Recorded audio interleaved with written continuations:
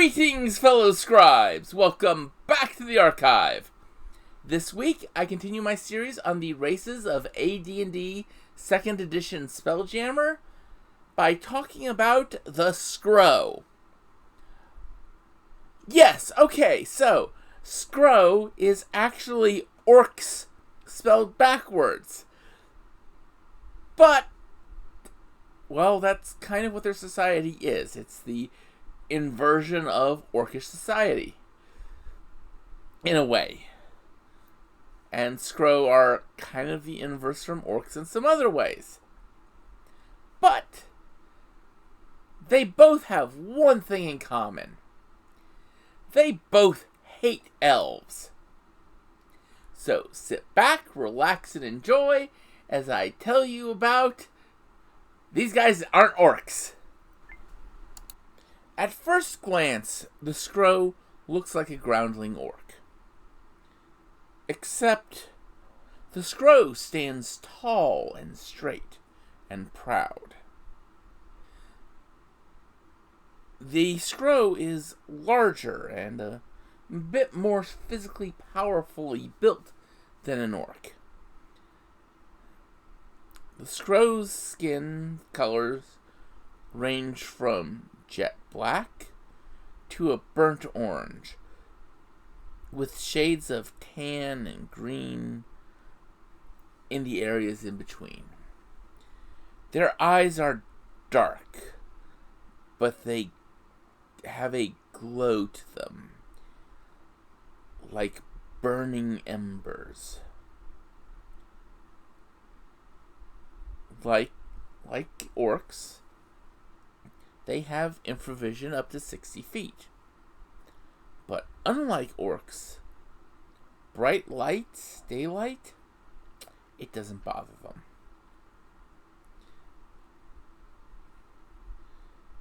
They are capable of being clerics, fighters, wizards, and thieves. And their war priests are multi-class cleric wizard. Now they can only reach level 5 as a cleric or wizard, while fighter and thief can go much higher. But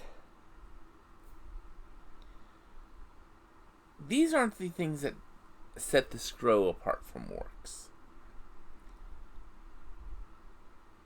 The Scro are smarter. They have a militaristic society organized on strict hierarchy. The strict hierarchy is a little bit of the strongest leads. But it's a bit more than that. They have a goal. They have a plan. And as they come into crystal spheres, they implement this plan, this goal. You see, they, like orcs, hate elves. And in fact, every Scro speaks Elven. Why? So they can tell the elves who's destroying them in their own language. And the Scro have a simple goal: complete and utter eradication of every elf in existence and every other species to be imprisoned on planets, not allowed into space. The Scro's ultimate goal is the stars for the Scro only, and elves a thing of the past.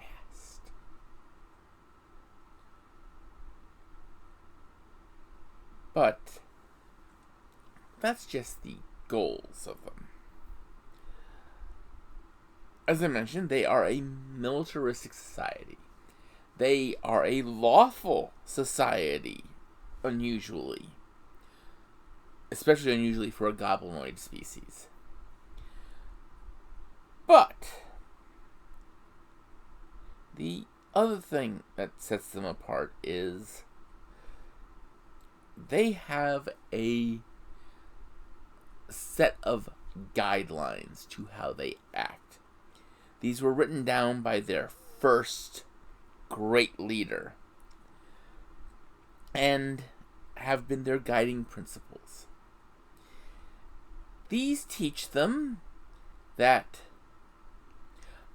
yes, shooting other ships is a good way to deal with them, but there's far more glory to be had by grappling and assaulting the ship. And in fact, many Scro ships have weapons to facilitate grappling other ships. Specifically, harpoon-style ballista bolts. Or grappling rams. Stuff like that.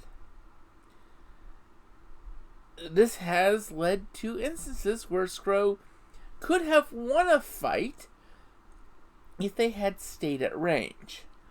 But they chose to rush in, and that cost them. Now, I will say, one of the first campaign modules that was released for Spelljammer was a series of fights against the Scro trying to invade a system. It was basically the reveal of the Scro. And it was quite possibly one of the most brutal campaign packs, because in the guidance for the GM, they did things like suggest Scro fight a holding action while one of them runs to get reinforcements, type thing. They didn't have lone Scro in the passages of the ships you were fighting on or such as the encounters. It was always 2 to 3 or more, especially when you were fighting your way through the Elven base. And that always stuck with me, to the point that, well, frankly, in most of my D&D games, players never really encountered orcs. They encountered Scro. Just because that just struck me as such a more interesting angle. An enemy that isn't going to be mindlessly throwing itself at the PCs, but is going to use sound military tactics most of the time. But then they are going to charge in, because eventually the Scro want to kill you. And preferably, they want to kill you by biting you to death. Because for the Scro, there is much glory in killing a worthy foe with their teeth, which do 1d3 damage, by the way. And yes, that is, well, frankly, that is the Scro. Next week, I'm going to conclude the series by talking about the mysterious race that deals with everybody. They're big, they're blue, they've got an extra knuckle on their hands. Yes, next week, I'm going to talk about the Arcane. So until then, I'd like you all to remember to have fun and keep gaming.